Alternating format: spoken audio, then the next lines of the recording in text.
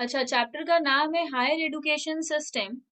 Higher education system में हम लोग क्या क्या पढ़ेंगे उसका हम पूरा जिस्ट दिए हैं। सबसे पहले हम लोग पढ़ेंगे pre and post independence education system in India. हम लोगों का इंडिपेंडेंस के पहले कैसा एजुकेशन सिस्टम था और इंडिपेंडेंस के बाद कैसा एजुकेशन सिस्टम है, उसके ऊपर पढ़ेंगे। सबसे पुराना सिस्टम कौन सा है? गुरुकुल सिस्टम। सबसे पहले जब हम लोग का एजुकेशन स्टार्ट हुआ था तो गुरुकुल सिस्टम में स्टार्ट हुआ था। देन एंशियंट सेंटर बना इंडिया में, बहुत पुराना पुराना सेंटर डेवलप हुआ। उसके बाद इंडिपेंडेंस आ गया और पोस्ट इंडिपेंडेंस एजुकेशन सिस्टम आ गया। उसके बाद हम लोगों का हायर एजुकेशन सिस्टम में बहुत सारा गवर्निंग बॉडीज है। बहुत सारा गवर्निंग बॉडीज है। गवर्निंग बॉडीज करता क्या है? पॉलिसी मेकिंग करता है, रेगुलेशन करता है, अक्रेडिटेशन करता है। तो तीन चीज याद रखना पड़ेगा। एक गवर्निंग बॉडी तीन चीज करता है। पहला पॉलिसी बनाता है, दूसरा रेगुलेट करता है और तीसरा अक्रेडिट करता है। इसका मतलब क्या है? पॉलिसी मेकिंग कौन करता है? MHRD पॉलिसी बनाता है। हम लोग का एजुकेशन सिस्टम जिस पॉलिसी को फॉलो करता है वो MHRD बनाता है। पर पुराने टाइम पे इसे MHRD कहते थे, पर अभी 2021 में इसे MOE कहते हैं, मिनिस्ट्री ऑफ एजुकेशन। MHRD का नाम चेंज होकर मिनिस्ट्री ऑफ एजुकेशन हो चुका है। रेगुलेट कौन करता है? यूजीसी। ये हम सबको पता है। यूजीसी का फुल फॉर्म है यूनिवर्सिटी ग्रांट कमीशन। और एक्रीडेट कौन करता है? नैक। इसमें आगे पढ़ेंगे टाइप्स ऑफ यूनिवर्सिटीज। हम लोग के कंट्री में कितने टाइप का यूनिवर्सिटी है? Central university, state university, deemed to be university, private university, meta university, open and distance learning. तो ये सारा यूनिवर्सिटी इंडिया में है। उसके बाद academic administration and PhD basics. PhD के जितने भी इंस्टीट्यूशन होते हैं उसमें चांसलर होता है, वाइस चांसलर होता है, एकेडमिक काउंसिल होता है। और टेक्नोलॉजी इन एजुकेशन, हम लोगों के आज के मॉडर्न एजुकेशन में टेक्नोलॉजी तो है ही। जैसे अभी जो हम लोग ऑनलाइन स्टडी कर रहे हैं, टेक्नोलॉजी है एजुकेशन में, उसके ऊपर ये सब है। उसके बाद डिफरेंट एजुकेशन, डिफरेंट इंस्टीट्यूशन है। एक एक करके स्टार्ट करेंगे। सबसे पहले हम लोग पढ़ रहे हैं एंशियंट इंडिया में कैसा एजुकेशन सिस्टम था।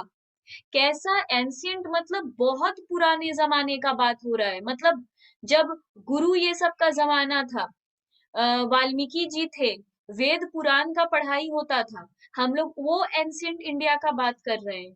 तब बेसिकली इंडिया में क्या पढ़ाया जाता था, कैसे पढ़ाया जाता था। इसके बाद हम लोग को बोल रहा है एंशियंट इंडिया में बेसिकली सिर्फ पढ़ाया जाता था फिलोसॉफिकल ट्रेडिशन के बारे में। उस टाइम कोई अकाउंट्स या लॉजिकल रीजनिंग या साइंस की बातें नहीं होती थी।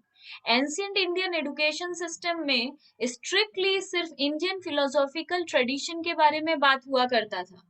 इंडियन फिलोसॉफिकल ट्रेडिशन मतलब हम लोग का अगर हिंदू का बारे में बात हो रहा है तो हिंदुइज्म में क्या होता है, बुद्धिज्म में क्या होता है, रिलीजियन को लेके थोड़ा ज्यादा बात होता था, गॉड गॉडेस को लेके ज्यादा बात होता था। और फिलोसॉफिकल बात होता है बेसिकली डेथ के ऊपर। हम लोग का जन्म कहाँ से हुआ, हम लोग कभी भी, हम लोग इमॉर्टल नहीं है, मतलब हम लोग इमॉर्टल हैं, ये सब के ऊपर बात होता था कि कोई भी इंसान आया है तो एक दिन उसको जाना ही होगा। इन सब टॉपिक के ऊपर हम लोग का बातचीत होता था।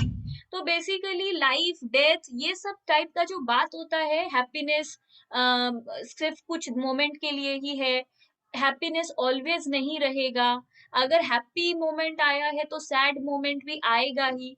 इस तरीके का जो बातचीत होता है इसे फिलोसॉफिकल बात कहते हैं। तो उस टाइम पे इस टाइप का बातचीत ज्यादा होता था। द आइडिया ऑफ एफेमेरिलिटी इसी टाइप का बातचीत को एफेमेरिलिटी कहते हैं।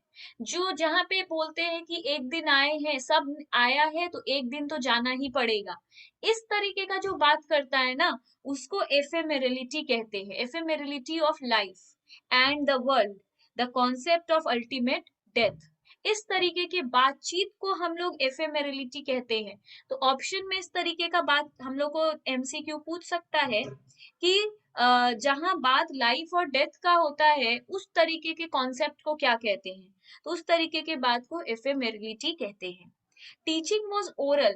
उस जमाने में कोई बुक्स नहीं होता था जो स्टूडेंट्स लोग खरीद लेंगे और हम बस वही बुक पढ़ा देंगे। कोई एग्जाम नहीं होता था, नथिंग। वहां पे सिर्फ क्या होता था, टीचर्स मुंह से पढ़ाते थे, स्टूडेंट उसे सुनते थे, याद कर लेते थे और मेडिटेशन कर कर उसको अपने ब्रेन में फिट करते थे। मतलब मेडिटेशन अगर हम लोग कभी करते हैं तो मेडिटेशन करने से ब्रेन शार्प होता है। तो उस टाइम गुरु लोग कहते थे, टीचर्स कहते थे कि मेडिटेशन करो, मैंने जो भी पढ़ाया है वो तुम अपने अंदर पूरा ले लो। तो स्टूडेंट्स वही करते थे। कोई रिटेन रिकॉर्ड नहीं होता था कि टीचर्स कह रहे हैं स्टूडेंट उसे फटाफट नोट डाउन कर रहे हैं, ऐसा कुछ नहीं होता था। सुनकर याद रखते थे, घर जाके जब मेडिटेशन करते थे तो वो सारा बात उन्हें याद हो जाता था। इस इन सारे फिलोसॉफिकल ट्रेडिशन में सबसे पुराना टॉपिक कौन सा है? वेदास।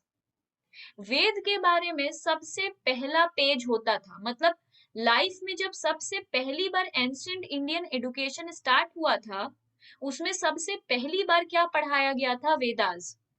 तो वेदास सारे लिटरेचर में सबसे ओल्डेस्ट लिटरेचर माना जाता है और ये फिलोसॉफी का ओरिजिन है वेदास। फिलोसॉफी जो पूरा बना है वो वेदास पे बेस है, इसलिए इसको सोर्स ऑफ फिलोसॉफी कहते हैं। मीडियम ऑफ इंस्ट्रक्शन, इसके इसके बाद हम लोग को बोल रहा है मीडियम ऑफ इंस्ट्रक्शन। जब वैदिक सिस्टम में पढ़ाया जाता था, वैदिक सिस्टम ऑफ एजुकेशन मतलब जिसमें से वेद पुराण का बात होता था, वेदास का, पुराणास का, वो सब का जब बात होता था तो मीडियम ऑफ इंस्ट्रक्शन क्या था, किस लैंग्वेज में पढ़ाया जाता था? Not in Hindi, not in English, not in Bengali, only in Sanskrit. तो ये हम लोग को याद रखना होगा। वैदिक सिस्टम में कौन सा लैंग्वेज यूज होता था? संस्कृत। तो अब बात आता है उस टाइम तीन मेथड पे पढ़ाया जाता था, याद करो, तीन मेथड पे पढ़ाया जाता था। मेमोराइजेशन, मतलब हम तुम लोगों को बोल दिए, तुम लोगों ने उसे मेमोराइज कर लिया। क्रिटिकल एनालिसिस, फिर तुम लोग उसको सोचते थे कि क्या मतलब ये जो बात उन्होंने कहा, ये एनालिसिस करना कि हाँ जिंदगी से इसे जोड़ना। बेसिकली ये जो रामायण महाभारत है उसमें जो भी बात बोला गया है वो हम लोग आज की लाइफ में भी अप्लाई करते हैं। देखा जाए तो उसमें जो बोलता है वो हम लोग के आज की लाइफ में एप्लीकेबल है। अगर हर एक बात को देखें तो वो मैच करेगा। वो अगर हम लोग सोच रहे हैं कि हाँ रामायण में ऐसा बोला गया था कि ऐसा करने, जैसे महाभारत में कर्म के ऊपर बात है, रियल लाइफ में अगर हम लोग एनालिसिस करें तो कर्म एग्जिस्ट करता है। तो फिर करते थे स्टूडेंट्स क्रिटिकल एनालिसिस और फिर एक स्टोरी होता था, मतलब हम अपने लाइफ के स्टोरी से उसको रिलेट करते थे। तो आफ्टर वेदास, जब वेदा का टाइम चला गया तब न्यू एडुकेशन आया, उस टाइम बुद्धिस्ट एडुकेशन। इंडिया में बुद्धिस्ट एडुकेशन बहुत ज्यादा फेमस हुआ था। The purpose of Gurukul system of education is to promote equality and excellence. ये बात बहुत इंपॉर्टेंट है। सबसे पुराना सिस्टम था गुरुकुल सिस्टम, और गुरुकुल सिस्टम हम लोग को क्या सिखाता था? इक्वालिटी रखो और एक्सीलेंस रखो, मतलब शार्प बनो, कोई भी काम करो तो मतलब बहुत ध्यान से करो, और इक्वालिटी, भेदभाव मत करो, जेंडर इनइक्वालिटी मत दिखाओ, स्टेटस इनइक्वालिटी मत दिखाओ, कास्ट के ऊपर इनइक्वालिटी मत दिखाओ, मतलब इक्वालिटी मेंटेन करो। ये गुरुकुल का सबसे इम्पोर्टेंट ऑब्जेक्टिव था। उसके बाद आता है education centre in the ancient India. उस टाइम कोई स्कूल कॉलेज तो होता नहीं होगा डेफिनेटली, तो उस टाइम सबसे पहला था Takshashila. Takshashila it was the centre of teaching of Buddhism. तो याद रहे बुद्धिज्म के बारे में तक्षशिला में पढ़ाया जाता था। तक्षशिला कब डिस्ट्रॉय हो, आज तो तक्षशिला है नहीं, तो ये कब डिस्ट्रॉय हुआ था? ये 5th सेंचुरी में ही खत्म हो गया था। देखो हम लोग एक चीज पढ़े थे, बीसी और एडी, बिफोर क्राइस्ट और एनो Duminy.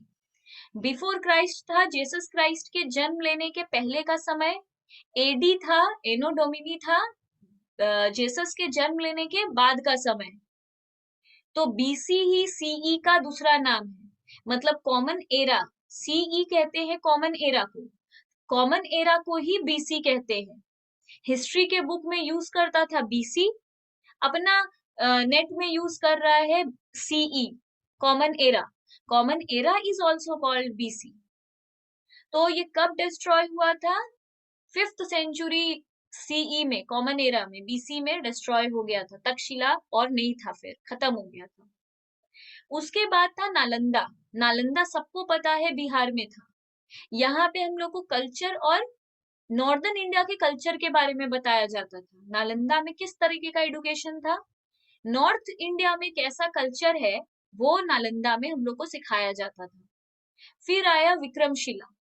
Vikramshila, the vihara of Vikramshila was established by the famous emperor Dharmapala of Pala dynasty. ये जो विक्रमशिला था, विक्रमशिला किसने स्टार्ट किया था? धर्मपाला ने। ये पाल डायनेस्टी के एम्परर थे, मतलब राजा थे। और ये कब बना? 8th सेंचुरी में, तक्षशिला के बहुत बाद। तक्षशिला तो 5th सेंचुरी में डिस्ट्रॉय हो गया था, और ये 8th सेंचुरी में आया, बना। इन नॉर्दर्न मगध, मगध कहाँ है? बिहार में। तो ये बिहार में ही बना, at a hill on the bank of the river Ganges. याद रखो, मगध के पास में एक हिल था, बगल में एक गंगा जी था। सबको पता है बिहार में गंगा है।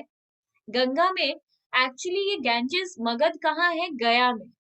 बहुत फेमस जगह है बोध गया, वहां पे ये यूनिवर्सिटी है आज के डेट में, मगध यूनिवर्सिटी। बट बेसिकली उस टाइम इसको यूनिवर्सिटी का रिकॉग्निशन नहीं मिला था। उस टाइम यूनिवर्सिटी बोल के कोई वर्ड नहीं था। तो उस टाइम इसका फाउंडेशन हुआ था, और वहां पे टिबेटन कल्चर का ज्यादा सिखाया जाता था। तो याद रहे, विक्रमशिला में नॉर्थ, मतलब विक्रमशिला में टिबेटन कल्चर ज्यादा सिखाया, नालंदा में नॉर्दर्न इंडिया का कल्चर सिखाया। टिबेटन कल्चर वहां पे इतना प्रीवेलेंट था, इतना ज्यादा था, कि सबको पता है आज बोध गया में टिबेटन्स बहुत है, जिसे वहां पे लोग फॉरेनर कहते हैं। बट बेसिकली बोध गया में टिबेटन्स है।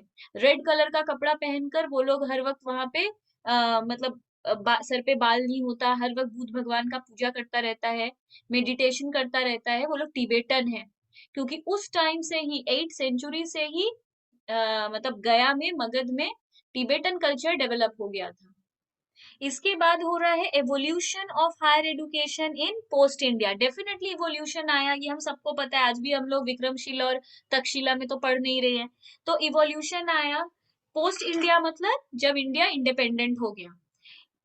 इसमें क्या हुआ? In 7th century BC, where the Buddhist monasteries, and in the 3rd century AD was Nalanda. Buddhist monastery बना था 7th सेंचुरी बीसी में। याद रहे, बुद्धिस्ट मोनास्टरी कब बना था? 7th सेंचुरी बीसी में।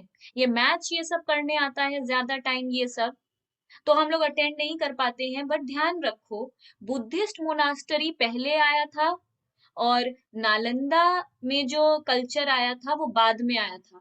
क्यों क्यों हम ऐसा बोल रहे हैं? देखो, तक्षशिला पहले आया था तो बुद्धिज्म लेकर आया था, इसलिए तक्षशिला में बुद्धिज्म पहले आया था। तक्षशिला तो सबसे पहला था, और ये बुद्धिज्म लेकर आया था। तो पहले बुद्धिज्म था, फिर नालंदा था।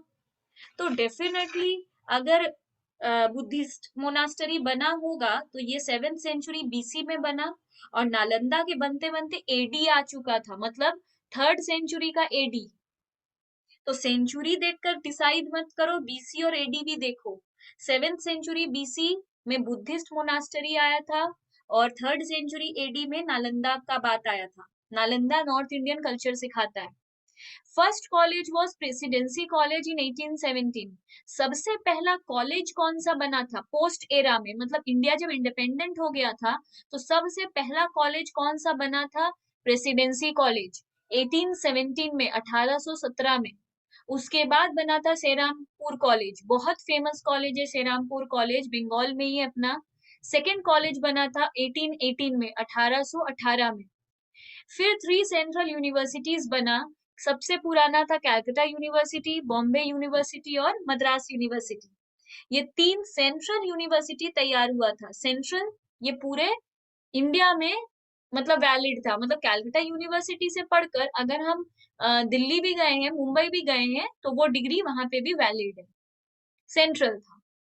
और वे सेटअप 1727 कॉलेजेस वेर एफिलिएटेड। अब यूनिवर्सिटी से तो कॉलेज एफिलिएटेड रहता है, मतलब अगर हम पढ़ रहे हैं भवानीपुर में तो वो किसी यूनिवर्सिटी से एफिलिएटेड होगा, अंडर में होगा। तो ये 3 कॉलेज मिलाकर, 3 यूनिवर्सिटी मिलाकर टोटल 27 कॉलेज, 27 कॉलेज बना। मतलब इस 3 यूनिवर्सिटी के अंडर में 27 कॉलेज था। फिर 1947 में हम लोगों के इंडिपेंडेंस के बाद टोटल 19 यूनिवर्सिटी इंडिया में हो चुका था। मतलब पहले सिर्फ 3 यूनिवर्सिटी था, कैलकाटा, बॉम्बे और मद्रास। 1947 के बाद, देश आजाद होने के बाद, इंडिया में 19 यूनिवर्सिटी बन गया। और ये किसके अंडर में रजिस्टर हुआ? Cab, CABE 2005। ये सब क्या है आगे पढ़ेंगे, कैब ये सब क्या होता है।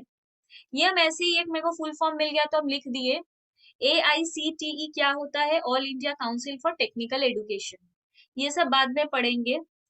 फिर एंटर करते हैं गवर्निंग बॉडीज में। जैसा कि हम पहले बताएं, गवर्निंग बॉडीज 3 काम करता है। पहला पॉलिसी मेकिंग, दूसरा रेगुलेशन और तीसरा एक्रेडिटेशन। पॉलिसी मेकिंग के बारे में हम लोग क्या पढ़ते हैं? सबसे पहले इंडिया में था MHRD। मतलब MHRD ही पॉलिसी बनाता था। जैसे एडुकेशन का अपना पॉलिसी है, अब हम लोग मॉडर्न एडुकेशन में घुस चुके हैं, जहाँ यूनिवर्सिटी ये सब आ चुका है, कॉलेज आ चुका है, एंशियंट नहीं है, अब हम लोग पोस्ट पढ़ रहे हैं। तो डेफिनेटली पॉलिसी मेकिंग होता है, कॉलेज का एडमिशन का कुछ पॉलिसी होता है। तो ये कौन बनाता है? ये MHRD बनाता है। फुल फॉर्म याद रखना is very very important, Ministry of Human Resource Development. उसके बाद Association of Indian University AIU, फिर Central Advisory Board of Education CABE, जो ऊपर सुने थे। तो Central Advisory Board of Education, फिर है State Council for Higher Education SCHE। सबका फुल फॉर्म याद रखना तुम लोग का ड्यूटी है। अब एक एक करके सारे पॉलिसी मेकिंग बॉडी को पढ़ेंगे। सबसे पहला था MHRD। ये कब बना था? सबसे पहली बार फॉर्म हुआ था 25 सितंबर 1985। अंटिल मतलब इस दिन ये खत्म हो गया था। एक्चुअली MHRD को लेके एक स्टोरी है। स्टोरी ये है कि सबसे पहली बार बना था MHRD, फिर उसके बाद ये रीनेम किया गया है MOE, मिनिस्ट्री ऑफ एजुकेशन। तो मिनिस्ट्री ऑफ एजुकेशन कब आ गया है? 1985 में MHRD चला गया। तो 1947 में हम लोग ये सब बनाना शुरू किए, गवर्नमेंट बॉडीज, देश आजाद होने के बाद। वहां से 1985 तक MHRD कहते हैं हम लोग, पर उसके बाद इसे रीनेम कर दिया गया है MOE, मिनिस्ट्री ऑफ एजुकेशन। तो MHRD और मिनिस्ट्री ऑफ एजुकेशन सेम चीज है। मिनिस्ट्री हम लोगों का 2 भाग में डिवाइडेड है। मिनिस्ट्री ऑफ एजुकेशन हम लोग का 2 भाग में डिवाइडेड है। पहला स्कूल एजुकेशन, प्राइमरी सेकेंडरी, मतलब बच्चे का स्कूल से लेके क्लास 12 तक का एक डिपार्टमेंट कर दिया है, जिसको हम लोग बोर्ड से रिकॉग्नाइज करते हैं। CBSE board, ISC board, state board, open board, ये सब जो है ये डिपार्टमेंट ऑफ स्कूल एजुकेशन के अंदर आता है, जिसमें प्राइमरी है, सेकेंडरी है, हायर एजुकेशन है, मतलब क्लास 12 है, एडल्ट एजुकेशन है, ये सब है। दूसरा डिपार्टमेंट है डिपार्टमेंट ऑफ हायर एजुकेशन, जिसमें यूनिवर्सिटी कवर हो जाता है, जो स्कूल नहीं है, जिसको कोई बोर्ड रेगुलेट नहीं करता है, यूनिवर्सिटी है। ठीक है। तो मिनिस्ट्री ऑफ एजुकेशन 2 भाग में बटा हुआ है, एक स्कूल का पढ़ाई, एक कॉलेज का पढ़ाई। ऐसे याद रखो। AIU क्या है? अब सोचो, डिफरेंट यूनिवर्सिटी, जैसे सारी यूनिवर्सिटी में तो एक कोऑर्डिनेशन होना चाहिए। जैसे अभी हम लोग सब डिफरेंट यूनिवर्सिटी से पढ़कर आए हैं, सोचो हम लोग सब कॉमर्स के होते, तो जो 3 साल में ये यूनिवर्सिटी में पढ़ाया है, अगर कोई मुंबई यूनिवर्सिटी में पढ़े या बेंगलुरु यूनिवर्सिटी में पढ़े, तीनों तो ग्रेजुएशन तक एक ही चीज जान चुका होगा। जैसे हम लोग जानते हैं सब्जेक्ट इधर उधर कर देता है। जैसे अगर कैलकाटा यूनिवर्सिटी में सेमेस्टर 1 में अकाउंट्स है, तो मे बी दिल्ली यूनिवर्सिटी में सेमेस्टर 2 में अकाउंट्स है। ये पॉसिबल है, पर अकाउंट्स तो पढ़ा देगा। तो ये कौन कोऑर्डिनेट कर रहा है? सीयू तो अपना प्लान बना रहा है, दिल्ली यूनिवर्सिटी तो अपना प्लान बना रहा है। तो दोनों के बीच में कोऑर्डिनेशन कौन रखा है? AIU। दोनों को, जैसे कैलकाटा यूनिवर्सिटी अगर ये 5 चैप्टर पढ़ा दे रहा है, तो दिल्ली यूनिवर्सिटी को भी वही 5 चैप्टर कभी ना कभी तो पढ़ाना होगा। क्योंकि ग्रेजुएटेड होते होते मेरे को सबको पैरिटी पे लाना है, बराबरी रखना है। ये नहीं कि सीयू से जो पढ़ता है वो ज्यादा पढ़ लिया, जो डीयू से पढ़ता है उसके पास कोई नॉलेज ही नहीं है, पर बोथ आर ग्रेजुएट। वैसे तो नहीं होगा। तो दोनों अगर ग्रेजुएटेड हुआ है तो सेम सिलेबस के साथ हुआ होगा। अब ये सेम सिलेबस ही रख, मतलब ये चैप्टर वो भी पढ़ा है, ये चैप्टर वो भी पढ़ा है। ये पैरिटी कौन ला रहा है, कोऑर्डिनेशन कौन कर रहा है? AIU। तो पॉलिसी मेकिंग में दो जन का हाथ होता है, MOE का और AIU का। अब आता है रेगुलेशन। रेगुलेट कौन करता है? हम लोग को एक ही नाम पता है, UGC। पर सारा कॉलेज UGC से रिकॉग्नाइज्ड नहीं है, एफिलिएटेड नहीं है। कुछ AICTE से है, MCI, PCI, DEC, BCI, NCTE, ICAR, ICMR, ICSSR, CSIR और स्टेट रेगुलेशन। स्टेट रेगुलेशन से बहुत कम टाइम MCQ पूछता है, ज्यादा हम लोगों का इन सब चीजों से ही MCQ आएगा। ये सब सेंट्रल का है, ऑल ओवर इंडिया वैलिड है। स्टेट रेगुलेशन अलग है। ये सारा आइटम सेंट्रल रेगुलेशन है। तो सारा कॉलेज UGC से रिकॉग्नाइज नहीं है, कुछ कुछ कॉलेज इन सब चीजों से भी रिकॉग्नाइज्ड है। UGC क्या है? फुल फॉर्म तो अपने को पता ही है, यूनिवर्सिटी ग्रांट कमीशन। ये एक स्टैट्यूटरी बॉडी है। स्टैट्यूटरी बॉडी मतलब लॉ है इसके अंदर, स्टैट्यूट है, स्टैट्यूट मीन्स लॉ। तो ये एक लीगल बॉडी है। इंडियन यूनियन गवर्नमेंट ने इसे सेटअप किया है, याद रहे, UGC इंडियन यूनियन गवर्नमेंट बनाया है। UGC एक्ट 1956 के अंतर्गत रहकर, मतलब इसका एक्ट कौन सा है? 1956। जब ये बना था, देखो हम अभी बोले MHRD 1985 तक था, तो जब UGC बना होगा तो MHRD के अंडर में बना होगा, क्योंकि ये बना है 1956 में और MHRD चला गया था 85 में। तो तब तक तो UGC का कौन संभाल के रखा था? MHRD। और क्या संभाल के रखा था? कोऑर्डिनेशन बना के रखा था और हायर एजुकेशन का एक स्टैंडर्ड मेंटेन कर रहा था। क्योंकि हम लोग देखते हैं, मतलब पढ़ाई धीरे धीरे धीरे धीरे हार्ड होते जाता है। मतलब हम लोग का जैसा कल्चर है, जैसे जमाना आगे बढ़ रहा है, हम लोग देख रहे हैं एडुकेशन टफ हो रहा है। तो उसका स्टैंडर्ड कौन मेंटेन करेगा? UGC। UGC का हेडक्वार्टर कहाँ है? न्यू दिल्ली। पर रीजनल सेंटर कहाँ है? 6 जगह। 6 नाम याद करो, पुणे, भोपाल, कोलकाता, हैदराबाद, गुवाहाटी, बैंगलोर। तो 6 इसका रीजनल सेंटर है, पुणे, भोपाल, कोलकाता, हैदराबाद, गुवाहाटी एंड बैंगलोर। 6 नाम है, 6 जगह इसका रीजनल सेंटर है, पर हेडक्वार्टर दिल्ली में। 1952 में गवर्नमेंट, पहले UGC को ना गवर्नमेंट कंट्रोल करके रखा था, इंडियन यूनियन गवर्नमेंट बनाया था और इसको कंट्रोल करके रखता था। पर 1952 में, 1956 में ये बना, 1952 में ही गवर्नमेंट डिसाइड कर लिया था कि एक समय में इसको हम UGC को ही सब कुछ दे देंगे। जैसे कि आज अगर हम जैसे एक पापा होते हैं, वो अपने बेटे को बिजनेस में लाते हैं, पर लेकर आए हैं 2021 में, पर 2015 में ही सोच लिए थे कि इसको एक दिन सब कुछ दे देंगे। वैसे ही बना था ये 1956 में, पर 1952 में ही गवर्नमेंट ने डिसाइड कर लिया था कि सारा कॉलेज का रिस्पॉन्सिबिलिटी UGC पे दे देंगे। जब UGC काबिल हो जाएगा, खुद अपने पैर पे खड़ा हो जाएगा, हम लोग UGC को सारा कॉलेज का काम दे देंगे। तो आज दे भी दिया है, UGC सब कुछ डिसाइड करता है। यूजीसी का इनॉग्रेशन कब हुआ था, ओपनिंग, कि आ गया है यूजीसी, बन गया है यूजीसी, ऐसा 28 दिसंबर को हुआ था 1953 में। याद रहे, इसका एक्ट है 1956, एक्ट बनने में टाइम लगा था।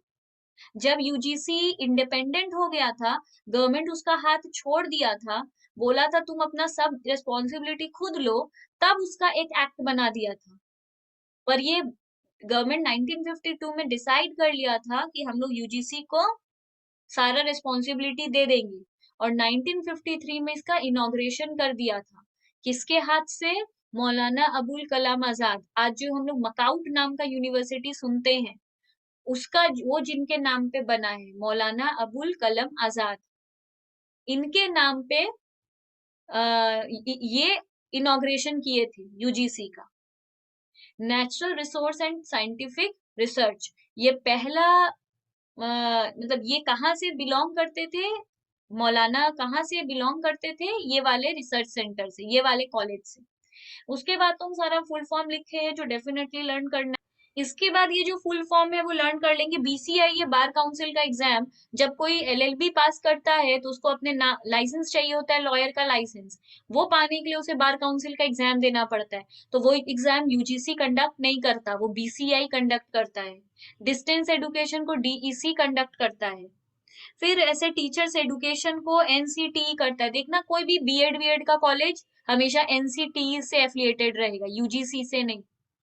उसके बाद साइंस का, रिसर्च का आईसीएसएसआर।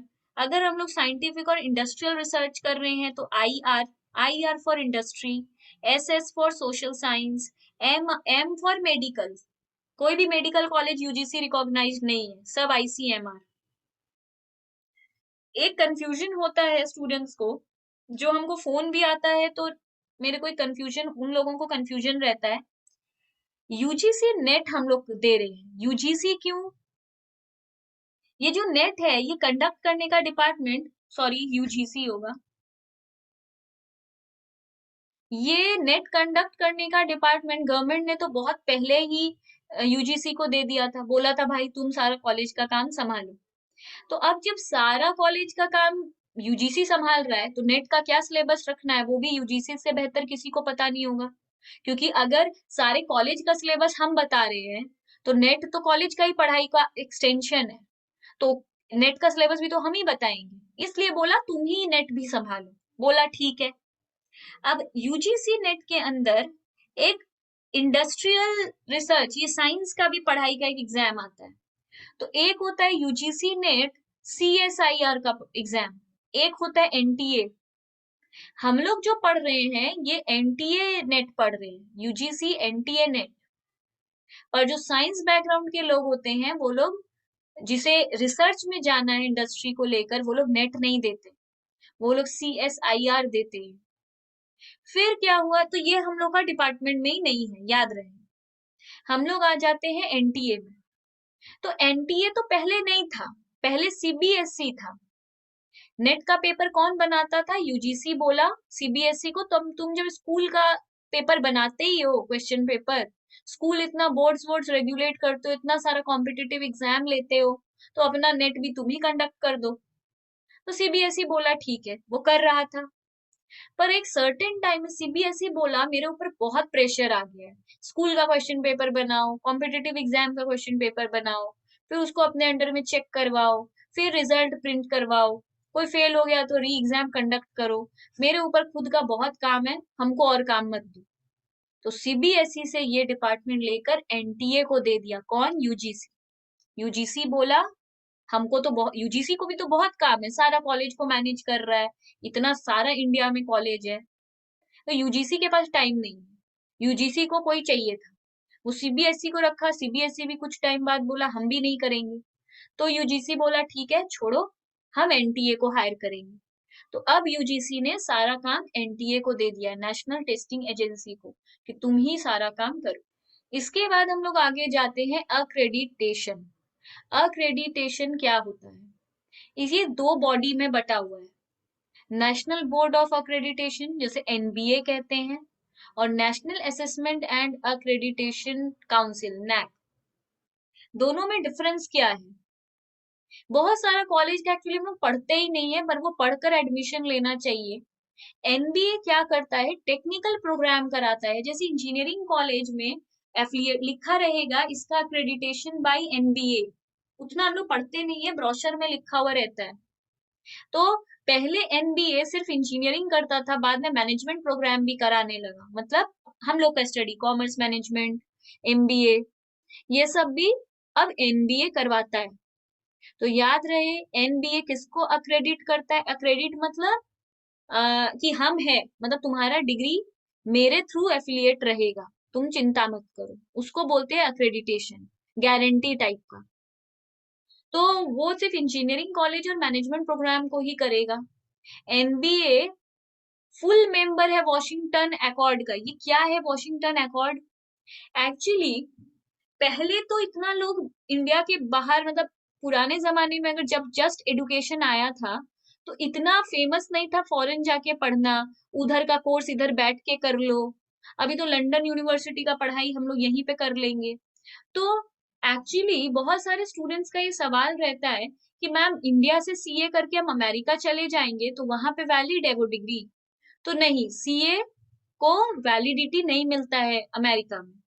अगर कोई यहाँ से सीए बनकर वहां पे जॉब का अप्लाई करता है, उसको कभी नहीं मिलेगा। तुम लोग जो सुनते हो सीए बन के अमेरिका गया है, वो कंपनी ट्रांसफर देता है। यहाँ भी एक एबीसी कंपनी है, वो अमेरिका में भी है। हम यहाँ काम करते थे, मेरे को कंपनी एबीसी में ट्रांसफर कर दिया है, विच इज इन अमेरिका। हम अपने आप सीवी डालेंगे तो मेरे को कोई कंपनी नहीं लेगा। यहाँ से हम बहुत सारा पढ़ाई करके, यहाँ का पीएचडी फॉरेन में एप्लीकेबल है नहीं, वहां का पीएचडी यहाँ पे एप्लीकेबल है नहीं। तुम लोग जो डॉक्टरेट सुनते हो, यहाँ से पढ़कर वहां गया है, वो अपने यूनिवर्सिटी के थ्रू भेजा गया है, खुद जॉब नहीं मिलेगा। एग्जाम पास करना पड़ेगा, बहुत क्राइटेरिया लिखता है, ये एग्जाम क्लियर रहना चाहिए अगर वहां पे जॉब चाहिए। तो बेसिकली एनबीए वॉशिंगटन अकॉर्ड का मेंबर बन गया। वॉशिंगटन अकॉर्ड में क्लियर बताया गया है कि अगर तुम यहाँ से ये पढ़ाई किए हो तो वो ये कंट्री में वैलिड है। मतलब अगर यहाँ से हम पीएचडी किए हैं तो ऐसा तो नहीं है दुनिया में कहीं एप्लीकेबल नहीं होगा। हो सकता है लंदन में एप्लीकेबल हो, अ, मलेशिया में एप्लीकेबल हो, सिंगापुर में एप्लीकेबल हो, 3 जगह पे एप्लीकेबल होगा, बाकी जगह पे नहीं होगा। तो ये मेरे को कौन बताएगा? Washington accord. तो एनबीए ये सब पता करके रखता है, क्योंकि एनबीए वॉशिंगटन अकॉर्ड का मेंबर है। वॉशिंगटन अकॉर्ड एक एक अग्रीमेंट है दो गवर्निंग बॉडीज के बीच में। जैसे इंडिया का गवर्निंग बॉडी है एनबीए, और सोचो अमेरिका का होगा एबीसी। तो एनबीए यहाँ का गवर्नमेंट बॉडी है, वहां का एबीसी है, आपस में बात कर लिया है कि पीएचडी अगर कोई इंडिया से करके आएगा ना तो तुम लोग वैलिड मानना, तुम लोग उसको अपने यहाँ जॉब देना, उसको फर्दर स्टडी करने देना। तो वो कंट्री बोलेगा ठीक है। तो ये अग्रीमेंट साइन हुआ है। जैसे एक्सपोर्ट इंपोर्ट के लिए, ट्रेड के लिए अग्रीमेंट साइन होता है, वैसे ही पढ़ाई के लिए भी अग्रीमेंट साइन होता है। तभी हम लोग बोलते हैं कि उस कंट्री में ये कोर्स वैलिड है, इंडिया से पढ़ के जाओ वहां पे वैलिड है। जैसे अगर फॉरेन से मास्टर्स करके आओगे तो इंडिया में पीएचडी नहीं मिलेगा। क्यों? क्योंकि इंडिया में 2 साल का मास्टर्स होता है, बहुत सारी कंट्री में 1 साल का मास्टर्स होता है। तो अगर किसी भी कंट्री से 1 साल वाला मास्टर्स करके आओगे तो यहाँ पे पीएचडी नहीं मिलेगा, यूजीसी नेट नहीं दे सकते, 2 साल का मास्टर्स चाहिए यहाँ पे। तो इस तरीके का बहुत सारा बातचीत है। नैक क्या है? कॉलेज और यूनिवर्सिटी का रूल बनाता है। अब आते हैं टाइप्स ऑफ यूनिवर्सिटी। बहुत टाइप का यूनिवर्सिटी हम लोग सुनते रहते हैं, बट बेसिकली किसी चीज का मतलब समझ में आता नहीं है, पर हम लोग सुनते रहते हैं। पर बेसिकली सारी चीजों का मतलब क्या है? सबसे पहले हम बताते हैं स्टेट यूनिवर्सिटी। स्टेट यूनिवर्सिटी होता है जो स्टेट के एक्ट के अंदर में रजिस्टर्ड होता है, उसका मेंटेनेंस, उसका सब कुछ अपना स्टेट करता है। सेंट्रल से पैसा नहीं आएगा, मतलब दिल्ली से पैसा नहीं छूटेगा, उसका खर्चा दूसरा स्टेट नहीं उठाएगा। तुम्हारा यूनिवर्सिटी है, उसको खुद मेंटेन करो, खुद सब कुछ करो, सेंट्रल से उसका नहीं उठेगा। तो ये स्टेट लेजिस्लेटिव असेंबली एक्ट के अंदर में रजिस्टर्ड रहता है। ये यूजीसी एक्ट के अंडर में आता है, सेक्शन 12 सबसेक्शन बी। याद रहे, स्टेट यूनिवर्सिटी यूजीसी रिकॉग्नाइज्ड रहता है सेक्शन 12 सबसेक्शन बी में। ये सबसे ज्यादा होता है सेंट्रल यूनिवर्सिटी के कंपैरिजन में। स्टेट यूनिवर्सिटी ज्यादा है क्योंकि हर स्टेट अपना अपना बना लेता है। जैसे स्टेट बोर्ड, सेंट्रल बोर्ड कितना है? दो, एक सीबीएसई एक आईएससी। और स्टेट बोर्ड कितना है? हर स्टेट का एक एक बोर्ड है। West Bengal board, Assam board, Sikkim board, मतलब अनलिमिटेड बोर्ड है। स्टेट बोर्ड तो बहुत सारा है। इसी तरह यूनिवर्सिटी भी सेंट्रल का कम है, स्टेट का ज्यादा है। और इसको फंडेड कौन करता है, ऑपरेट कौन करता है? State government. सेंट्रल गवर्नमेंट से कोई हेल्प नहीं मिलेगा। कल को अगर कोई स्टेट यूनिवर्सिटी डूब रहा है तो उसको सेंट्रल से पैसा नहीं आए। प्राइवेट यूनिवर्सिटी क्या है और क्या क्या यूनिवर्सिटी स्टेट यूनिवर्सिटी, हम लिस्ट दे देंगे। एग्जाम में देकर पूछता है कौन सा है, यूजीसी नेट है तो कुछ भी पूछ लेगा। प्राइवेट यूनिवर्सिटी क्या होता है? प्राइवेट यूनिवर्सिटी स्टेट का भी हो सकता है, सेंट्रल लेवल पे भी हो सकता है। प्राइवेट यूनिवर्सिटी का लेवल कुछ भी हो सकता है। और अगर ये स्टेट लेवल पे बना है तो स्टेट एक्ट में जाएगा, सेंट्रल लेवल पे बना है तो सेंट्रल एक्ट पे जाएगा। जैसा लेवल वैसा एक्ट। अब ये कौन सा होता है? तो ये किस में रजिस्टर्ड होता है? ये सोसाइटीज रजिस्ट्रेशन एक्ट 1860 में ऐसा यूनिवर्सिटी को लागू किया गया था। मतलब सोसाइटीज रजिस्ट्रेशन एक्ट 1860 बोलता है कि प्राइवेट यूनिवर्सिटी एक लीगल यूनिवर्सिटी है, ये बनने का परमिशन देना चाहिए। These universities grant degree under UGC Act of Section 22। ये यूनिवर्सिटी जो हम लोगों को डिग्री देता है वो यूजीसी से एफिलिएटेड होता है, और एफिलिएटेड होता तो है ही सेक्शन 22 में। तो प्राइवेट यूनिवर्सिटी भी यूजीसी रिकॉग्नाइज्ड होता है। डीम्ड टू बी यूनिवर्सिटीज क्या होता है? जो यूनिवर्सिटी है नहीं पर यूनिवर्सिटी मान लो। अब तुम लोग बोलोगे ये क्या मतलब हुआ? देखो, सेंट्रल हो या स्टेट यूनिवर्सिटी हो, एक यूनिवर्सिटी के अंडर में तो बहुत सारा कॉलेज होता है। पर सोचो एक ही यूनिवर्सिटी है, उसी के अंडर में एक ही कॉलेज है, वही अकेला कॉलेज है। मतलब एक कैलकाटा यूनिवर्सिटी है तो कैलकाटा यूनिवर्सिटी के अंडर में तो 50 कॉलेज है। पर एक ही यूनिवर्सिटी है, उसका एक ही कॉलेज है, उसका और कुछ नहीं है। और उसमें यूनिवर्सिटी जैसा कुछ है भी नहीं। यूनिवर्सिटी का बहुत सारा फीचर है। वो एक एक्ट के में रजिस्टर्ड रहता है, वो किसी लेवल पे होता है, स्टेट लेवल या सेंट्रल लेवल। इसको कुछ नहीं मिल रहा था तो इसको डीम्ड टू बी कर देता है, बोलता है मान लो तुम भी यूनिवर्सिटी हो। ऐसा कौन मान लेता है? सेंट्रल गवर्नमेंट बोलता है कि ठीक है हम मान लेते हैं कि तुम एक यूनिवर्सिटी हो। As per Section 3 and 12 subsection B of UGC Act 1956, some universities can be given status of deemed to be universities by central government। कुछ यूनिवर्सिटी को स्टेटस दे देता है। ऐसा सबसे पहला किसको मिला था? आईटीएस को। आईआईएस को बोला गया था कि तुम डीम्ड टू बी यूनिवर्सिटी हो। ये बैंगलोर में था 1958 में सबसे पहली बार इसको बोला था। ओके, ये लोग अपना खुद का सिलेबस डिजाइन करते हैं, खुद का कोर्स वर्क डिजाइन करते हैं, खुद एडमिशन का डेट निकालते हैं। जैसे सीयू के अंडर का सारा कॉलेज का एडमिशन कब ओपन होता है? जैसे 12 का रिजल्ट निकलता है, सेमेस्टर 1 का 2 दिन के बाद एडमिशन शुरू हो जाता है। और सभी कॉलेज का लगभग एक ही टाइम पे एडमिशन क्लोज हो जाता है। क्लास स्टार्ट होने का डेट एक ही रहता है, फीस ऑलमोस्ट एक ही रहता है। पर डीम्ड टू बी यूनिवर्सिटी का अपना एडमिशन टाइम है, अपना फीस मानेगा, अपने डिग्री देगा, क्योंकि ये तो खुद ही यूनिवर्सिटी है, खुद ही डिग्री दे देता है। सेंट्रल यूनिवर्सिटी तो पता ही होगा, जो ऑल ओवर इंडिया वैलिड माना जाता है। पर डिफरेंस क्या है स्टेट में और सेंट्रल में? सिर्फ यही कि उसका स्टेट तक का कवरेज है, इसका ऑल ओवर इंडिया कवरेज है? नहीं, सिर्फ यही डिफरेंस नहीं है, बहुत डिफरेंस है। सेंट्रल यूनिवर्सिटी का जो चांसलर होता है ना, वो गवर्नर होता है या फिर वाइस प्रेसिडेंट होता है। तो याद रहे, सेंट्रल यूनिवर्सिटी का जो चांसलर होता है वो या तो गवर्नर होता है या तो वाइस प्रेसिडेंट होता है। इन दोनों में से ही किसी को हम लोग चांसलर बनाते हैं। Vishwa Bharati is also called Shantiniketan, is the only central university where prime minister is the chancellor। विश्व भारती को शांति निकेतन भी कहते हैं। विश्व भारती इंडिया में एक ही, मतलब ओनली सेंट्रल यूनिवर्सिटी है जिसका चांसलर कोई गवर्नर या वाइस प्रेसिडेंट नहीं है, खुद प्राइम मिनिस्टर है। मतलब एक सेंट्रल यूनिवर्सिटी का चांसलर कौन होता है? गवर्नर या तो वाइस प्रेसिडेंट। पर सिर्फ विश्व भारती का चांसलर कौन है? Prime minister. Central university establish हुआ था यूजीसी एक्ट के अंडर में। Afterwards central university act of 2009, पहले सेंट्रल यूनिवर्सिटी का खुद का कोई एक्ट नहीं था, वो यूजीसी एक्ट के अंदर में काम करता था, उसका देखरेख यूजीसी करता था।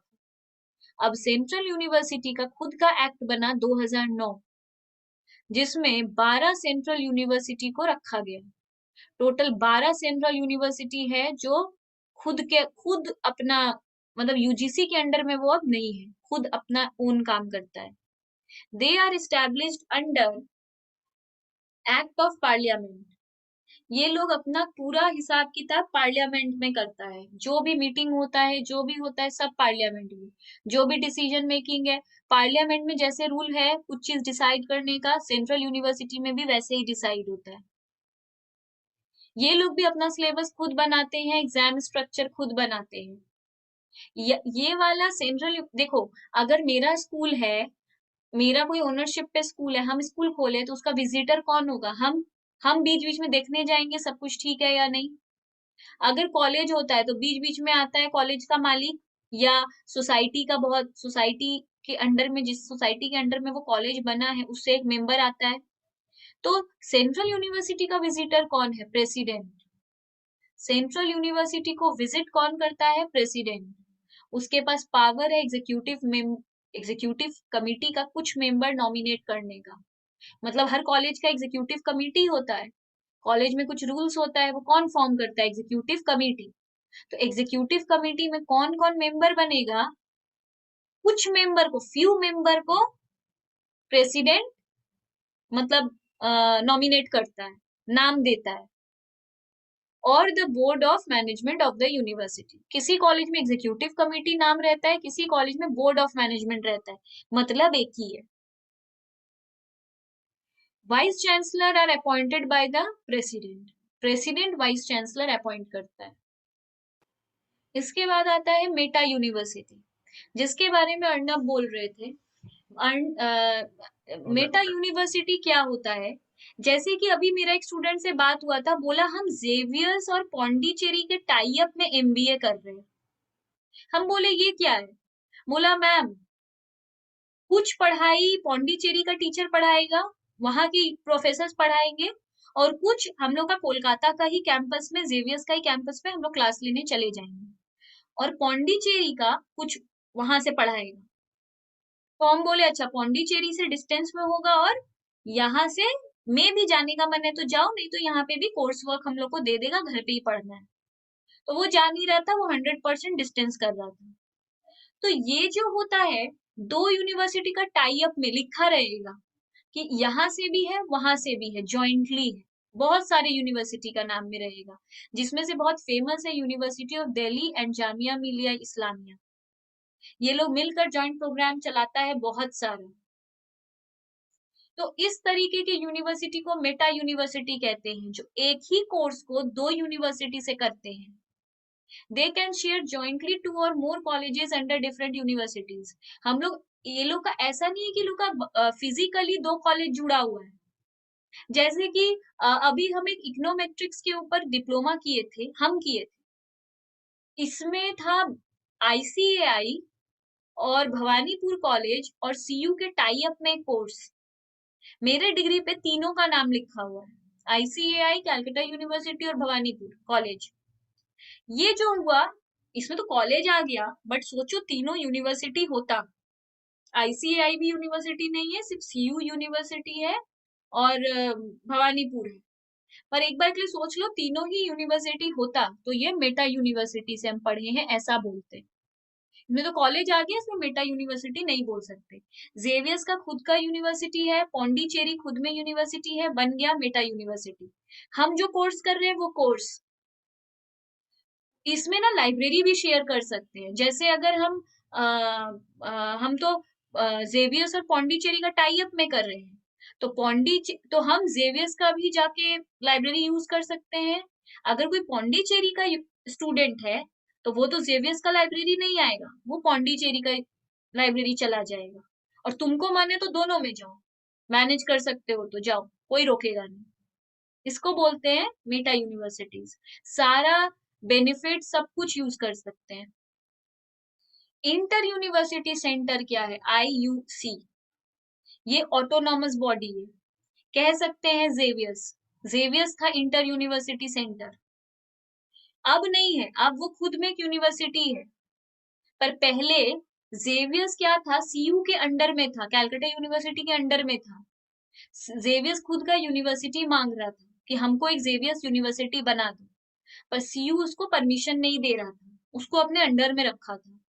तो जेवियर्स खुद का सिलेबस डिजाइन करता था, खुद का टाइम, मतलब फीस स्ट्रक्चर, एडमिशन टाइम हमेशा CU से एक महीना पहले एडमिशन क्लोज कर देता था। सब कुछ खुद का डिजाइन करता था, पर ऑटोनॉमस था। मतलब सब कुछ अपना करता था, पर CU में रजिस्टर्ड था। तो they are within the university system. Admission खुद के डेट पे कर रहा है, फीस खुद का रख रहा है, क्वेश्चन पेपर खुद का बना रहा है, मतलब सारा रूल्स खुद का।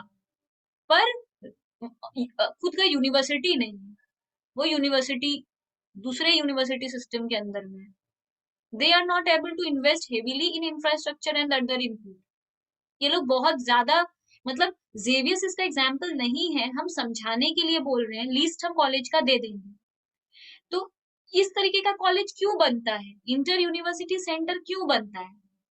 जिस कॉलेज के पास बहुत पैसा नहीं होता है बड़ा सा बिल्डिंग बनाने के लिए, बहुत महंगा, मतलब अच्छा सा इंफ्रास्ट्रक्चर देने का पैसा नहीं होता है, वो लोग खुद में एक छोटा सा कॉलेज खोल लेता है, जिसको यूनिवर्सिटी बोलता है। तुम सिर्फ मेरे अंडर में हो, रिजल्ट जब तुम दोगे हम अपना नाम दे देंगे, पर तुम सब कुछ खुद मैनेज करो। तो ये एक कॉलेज ही होता है जो एक यूनिवर्सिटी के अंडर में रजिस्टर्ड रहता है, क्योंकि इसके पास इतना पैसा नहीं होता है। और ये हम लोगों को इंटरनेशनल स्टैंडर्ड लेवल पे लाइब्रेरी का बुक्स प्रोवाइड, फैसिलिटी प्रोवाइड करता है। मतलब इंटर यूनिवर्सिटी सेंटर का टाई अप इंटरनेशनल लाइब्रेरी के साथ भी होता है। तो हम लोग को मन है तो हम लोग किसी भी इंटरनेशनल स्टैंडर्ड के लाइब्रेरी में जाके भी कर सकते हैं, बट डेफिनेटली वो नाम लिखा हुआ होगा कि इसके साथ कौन कौन सा टाई अप है। अब आता है open and distance learning, ODL system. ODL system तो अपने सब जानते हैं, घर पे बैठकर डिस्टेंस लर्निंग कर लो। मतलब एक कॉलेज का ही पढ़ाई है, पूरा बीकॉम ही है, पर हम जाके नहीं पढ़ेंगे, हम घर पे पढ़ेंगे। ये सिस्टम है हम लोग का, जहाँ पे टीचर और लर्नर एक जगह पे एक साथ प्रेजेंट नहीं रहता है। इसका एग्जाम्पल है इग्नू, सबको पता है, Indira Gandhi national open university, state open university SOU, correspondence course institute CCI, full form बहुत जरूरी है याद रखना। इग्नू क्या है? इग्नू 1985 में बना था, पार्लियामेंट एक्ट के अंदर में, with the dual responsibility. Dual responsibility कौन सा है? पहला, ये हायर एजुकेशन को प्रमोट करता है, मतलब BCom MCom सब होता है, PhD भी होता है इग्नू से। तो बेसिकली ये हायर एजुकेशन को प्रमोट करता है डिस्टेंस मोड में। जो लोग जाकर नहीं पढ़ सकते, मे भी पैसे की वजह से, क्योंकि इग्नू सस्ता है, डिस्टेंस लर्निंग सस्ता होता है। दूसरा, कुछ लड़कियों को आफ्टर मैरिज नहीं मिलता पढ़ाई करने, तो वो लोग पर ग्रेजुएशन करना चाहती है या मास्टर्स करना चाहती है। कुछ लोगों को अपना CV एनहांस करना रहता है, बट टाइम नहीं है कॉलेज जाके पढ़ने के लिए, वो ऑलरेडी कहीं पे वर्किंग है, तो एक MCom कर लेता है या MBA कर लेता है। तो बेसिकली उन लोगों के लिए। दूसरा रीजन क्या है? Promoting, coordinating and determining standards. Now it became international institution. ये क्यों है? स्टैंडर्ड मेंटेन करने के लिए। ये दो रीजन बहुत इंपॉर्टेंट है, याद रखना, MCQ में पूछेगा। SOU, SOU क्या है? There are at present 13 state open university, total 13 है, नंबर याद रखो, अभी के डेट में 13 स्टेट ओपन यूनिवर्सिटी है। कौन बनाया है? स्टेट ग्रांट करता है, स्टेट गवर्नमेंट खुद बनाता है। ये सिंगल मोड इंस्टीट्यूशन है। सिंगल मोड मतलब डुअल मोड होता है ना, जिसमें हम लोग जाके भी पढ़ सकते हैं, डिस्टेंस भी ले सकते हैं। रियल एग्जाम्पल है एमईटी यूनिवर्सिटी। एमईटी प्राइवेट भी है, एमईटी डुअल देता है, एक क्लाउड लर्निंग देता है। क्लाउड लर्निंग होता है डिस्टेंस, बुक्स वुक्स दे देगा, फीस भर दो, कॉलेज नहीं जाना होगा, एग्जाम भी घर में बैठकर लैपटॉप पे दो। अभी नहीं, हमेशा से, जब से एमईटी बना है। एक तो तुम लोग को पता ही है, जाके पढ़ो एमईटी में। तो सिंगल मोड इंस्टीट्यूशन होता है, इसमें कभी जाके नहीं पढ़ सकते। एसओयू 100% डिस्टेंस लर्निंग है। डिस्टेंस लर्निंग भी दो तरीके का होता है, एक ओपन यूनिवर्सिटी, एक दूसरा भी ओपन ही है, पर एक होता है जिसमें इग्नू है, डॉक्टर बी आर अंबेडकर है, जिसको BRAOU कहते हैं, यशवंत राव चौहान चौहान है, वो महाराष्ट्र है, ओपन यूनिवर्सिटी नासिक में। जो BRAOU है, ये पहला ओपन यूनिवर्सिटी है जो इंडिया में बना था 1982 में। लोग इसका आंसर तुरंत इग्नू दे देते हैं, जिससे भी पूछ लो पहला ओपन यूनिवर्सिटी कौन सा है, इग्नू। इग्नू नहीं था पहला, पहला था BRAOU, doctor BR Ambedkar open university is the first open university of India which is established in 1982.